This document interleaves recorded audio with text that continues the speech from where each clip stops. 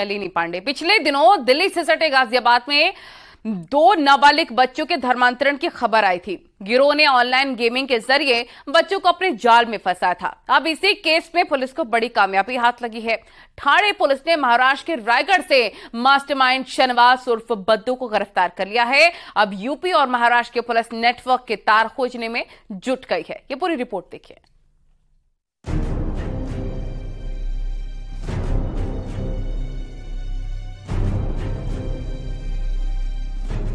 आखिरकार online gaming का मायाजाल फैलाने वाले आरोपी के गिरफ्तार तक पुलिस के हाथ पहुंच ही गए।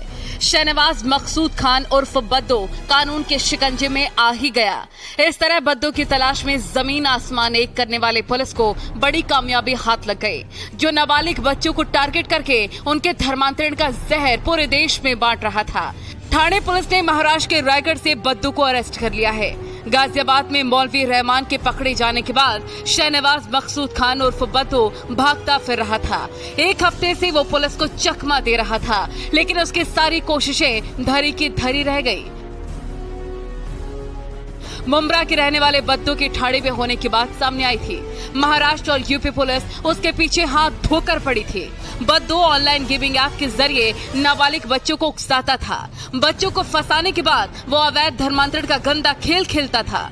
बद्दू के पकड़े जाने के बाद उसके नेटवर्क के बाकी साथियों तक पहुंचना अब आसान हो जाएगा। मुंब्रा पुलिस बद्दू को लोकल कोर्ट में पेश करेगी। गाजियाबाद पुलिस कोर्ट से बद्दू की ट्रांजिट रिमांड मांगेगी, जिसके बाद उसे गाजियाबाद लाया जाएगा और केस से जुड़े अहम सबूत जुटाने में मदद भी मिलेगी।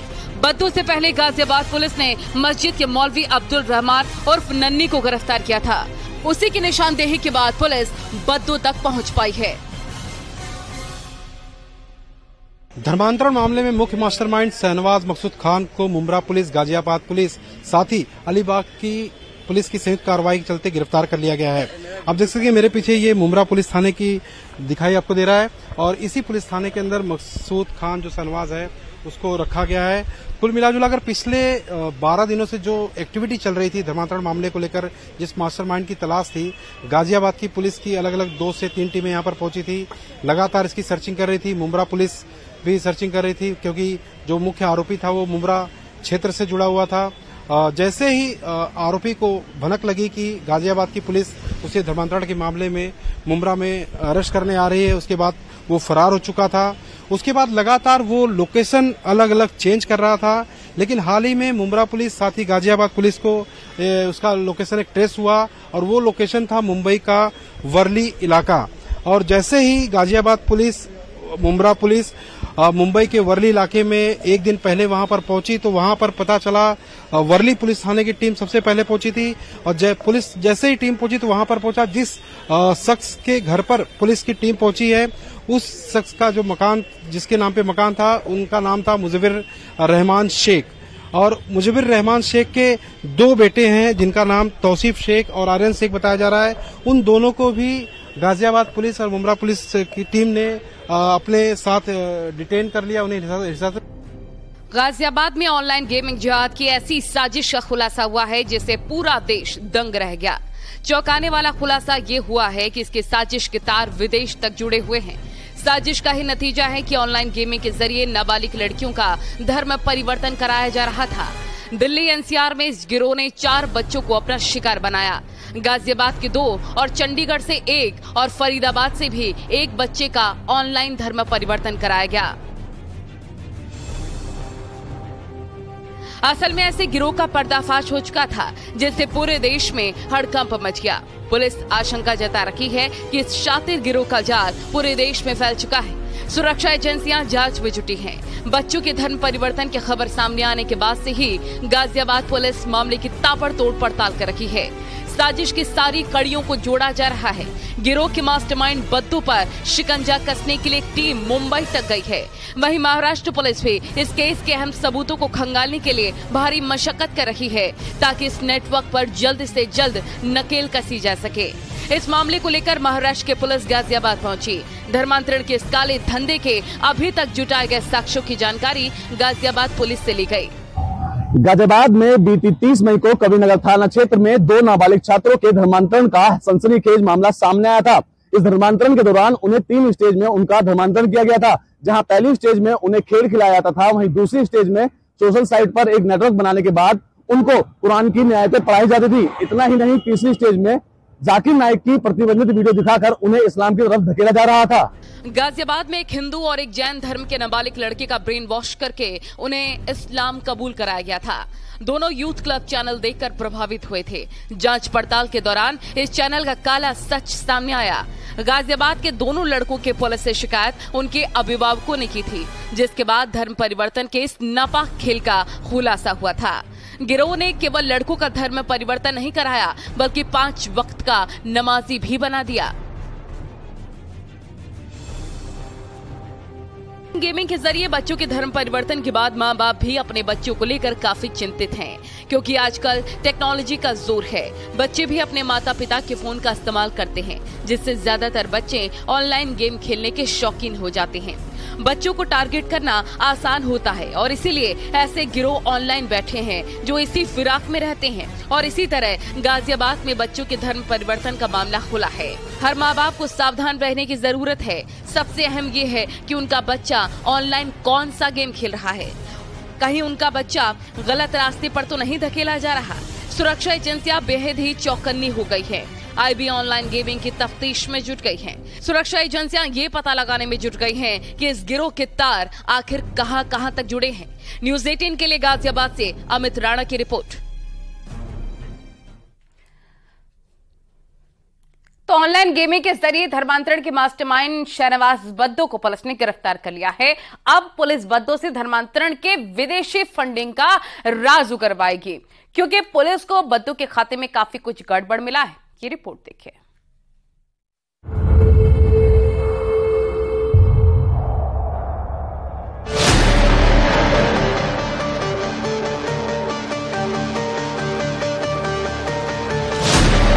ऑनलाइन गेमिंग के जरिए नाबालिगों को धर्म परिवर्तन के लिए अपना निशाना बनाने वाले शहनवाज उर्फ बद्दो के बारे में नया पर्दाफाश उसके बैंक खाते से हुआ है। वो बैंक खाता जिसे पुलिस ने पहली नजर में देखकर मान लिया था कि इसमें कुछ संदिग्ध नहीं है,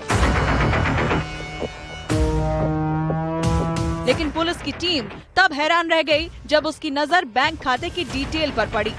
पुलिस को बद्दो के बैंक खाते से जुड़ी एक बड़ी लीड मिली है। सूत्रों के मुताबिक पुलिस को पता चला है कि बद्दो के बैंक खाते से जुड़े ऐसे 30 संदिग्ध बैंक खाते हैं जिनमें विदेशी फंडिंग की गई है। इस जानकारी को पुख्ता करने के लिए पुलिस अब उन सभी 30 बैंक खातों को खंगाल रही है, क्योंकि अब इन्हीं 30 बैंक खातों में विदेशी फंडिंग के राज दफन है। शुरुआती दौर में पुलिस को इन बैंक खातों में कुछ संदिग्ध नहीं लगा। खुद शाहनवाज उर्फ बद्दो के बैंक अकाउंट में महज 19,000 रुपए थे, लेकिन जब पुलिस ने बद्दो के बैंक खाते के लेन देन पर नजर डाली तो दिमाग चकरा गया। पुलिस को पता चला है कि बद्दो के खातों से छोटी छोटी रकमों के कई बार ट्रांजैक्शन हुए हैं। 30 बार ऐसे ट्रांजैक्शन हुए हैं जो कि बद्दो के रिश्तेदारों के साथ हुए हैं। पुलिस का कहना है कि बद्दो इसलिए ऐसा करता था ताकि उसके खाते पर ATS या NIA की नजर ना लगे।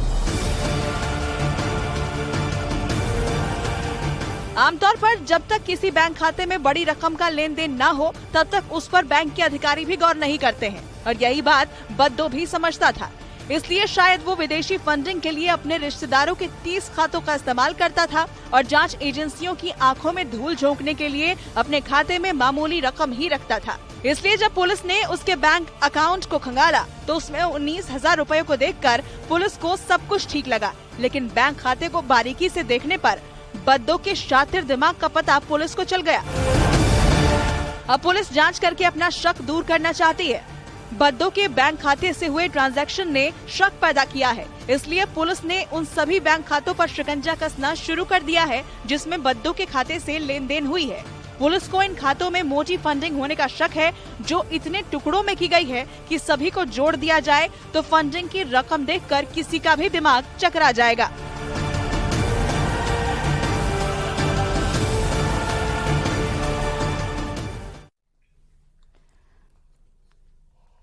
और प्रयागराज में पिछले दिनों एक दिल को दहला देने वाली वारदात को अंजाम दिया गया था। ब्यूटी पार्लर चलाने वाली युवती को बेहद ही दरिंदगी के साथ मौत के घाट उतार दिया गया था। हत्या के इस मामले में उसके बॉयफ्रेंड को पहले ही गिरफ्तार कर लिया गया था। अब हत्या में शामिल 2 और अपराधियों को गिरफ्तार किया गया है। एक आरोपी अभी भी फरार बताया जा रहा है। रिपोर्ट देखिए।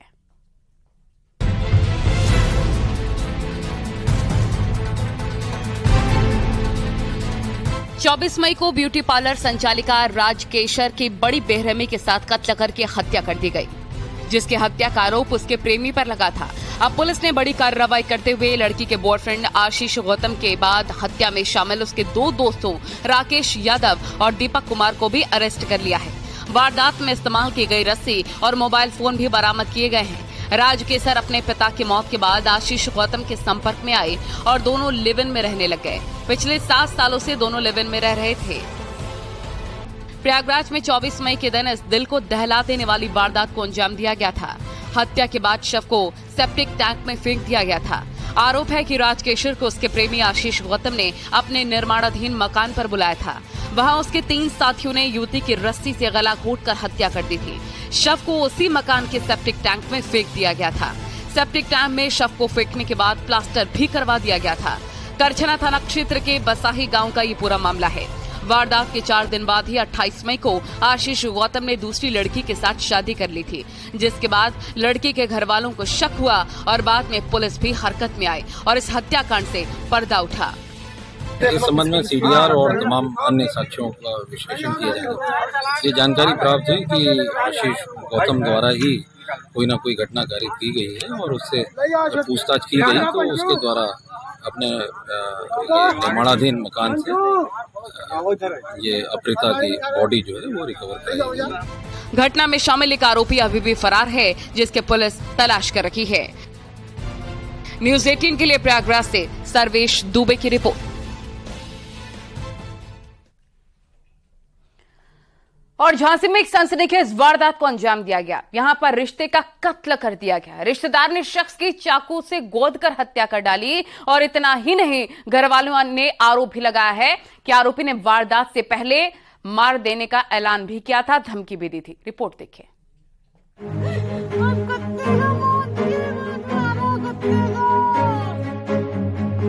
झांसी की इस खबर को जिसने भी सुना वो सन्न रह गया। यहाँ रिश्ते में लगने वाले मामा ने अपने भांजे की बेरहमी से हत्या कर दी। मसीहागंज पुलिस चौकी क्षेत्र का यह मामला है। हत्या की जो वजह सामने आ रही है वो बेहद चौंकाने वाली है। घर वालों के मुताबिक आरोपी अमित उर्फ मार्शल और मृतक सुशांत के बीच अक्सर झगड़ा हुआ करता था।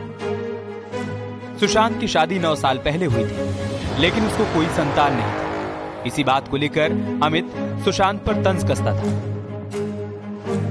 सुशांत की पत्नी पर भी बुरी नजर रखने की बात सामने आ रही है। सुशांत ने कई बार अमित का विरोध किया, लेकिन अमित अपनी आदत से बाज नहीं आया और वो लगातार ताने मारता रहा।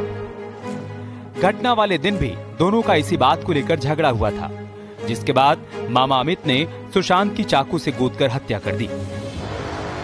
इतना ही नहीं, वारदात से पहले शुक्रवार को आरोपी ने घर वालों को फोन पर धमकी भी दी थी।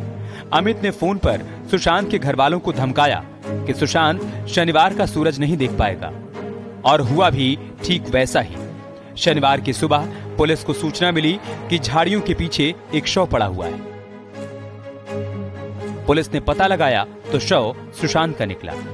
उसके बाद सुशांत के घर वालों को घटना की जानकारी दी गई। सभी के पैर तले जमीन खिसक गई। घर में कोहराम मच गया और सभी का रो रो कर बुरा हाल है। उसने मेरे पति को धमकी दी थी कि मैं कल परसों में तेरे आदमी को जान से मार डालूंगा। वो मेरे पे गंदी निगाह रखता था। आते जाते मेरे को काम पे से छेड़ता था। कब से छेड़ रहा था? जब से मैं काम कर रही थी 3-4 महीने लगातार वो मेरा पीछा करता रहता था।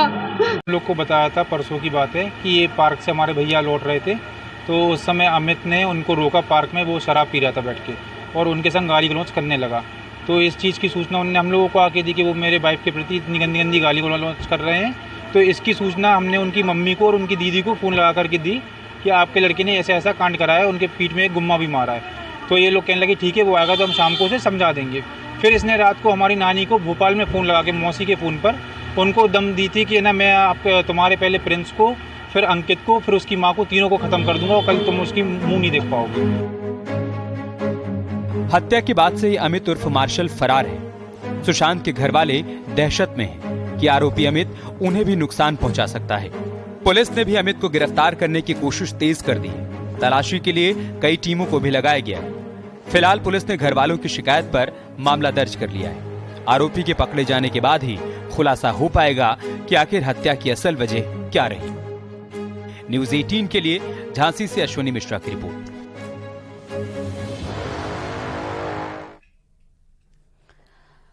और बड़ी खबर नोएडा से आपको बता दें, फर्जी पुलिसकर्मी गिरफ्तार हो चुका है। वर्दी पहनकर वसूली करता था सुखवंत सिंह। वर्दी, नगद और 3 फोन बरामद हो चुके हैं। आरोपी फर्जी पुलिस पर रौब दिखाया करता था, अवैध वसूली करता था। थाना बीटा 2 थाना क्षेत्र का ये पूरा मामला है। बड़ी खबर आपको बता रहे हैं नोएडा से, ये फर्जी पुलिसकर्मी बनकर अवैध वसूली किया करता था, इसका पर्दाफाश हो चुका है। इसके पास से वर्दी, नकदी और कई सामान बरामद हुए हैं। और रायबरेली में 2 युवक गंगा नदी में डूब गए हैं। ये दोनों युवक एक अंतिम संस्कार में गए थे। गोताखोरों ने एक युवक का शव बरामद कर लिया है, जबकि दूसरे युवक की तलाश जारी है। मामला सरेनी थाना इलाके के गेगासों घाट का है।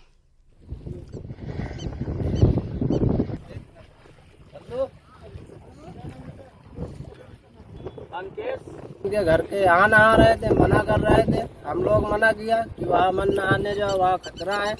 जबरदस्ती चले गए वहाँ। कितने लोग गए? अरे कम से कम 20-25 लोग गए। अच्छा, तो डूबे कितने लोग? दो लोग डूबे। कितनी उम्र रहे होगी लोग? 25-25 साल उम्र रहे होगी। मना किया था आपने? हाँ, तो सब लोग, पंडित मना किया, जमादार, हम लोग मना किया। उसके बाद और एक बड़ी खबर चित्रकूट से, जहां पर एक प्राइवेट बैंक में आग लग गई है। दस्तावेज और कैश के जलने की भी खबर है। दमकल की टीम आग बुझाने में जुटी हुई है। शहर कोतवाली क्षेत्र के मिश्रा कॉम्प्लेक्स का ये पूरा मामला। ये देखिए तस्वीरें इस वक्त हम आपको दिखा रहे हैं। भीषण आगजनी यहाँ पर प्राइवेट बैंक में हुई है। तमाम डॉक्यूमेंट्स और जितने भी कैश रखे थे उनके भी जलने की खबर सामने आई है। हालांकि जो फायर फाइटर्स हैं, दमकल कर्मी हैं, वो मौके पर हैं। आग पर काबू पाने का प्रयास लगातार किया जा रहा है।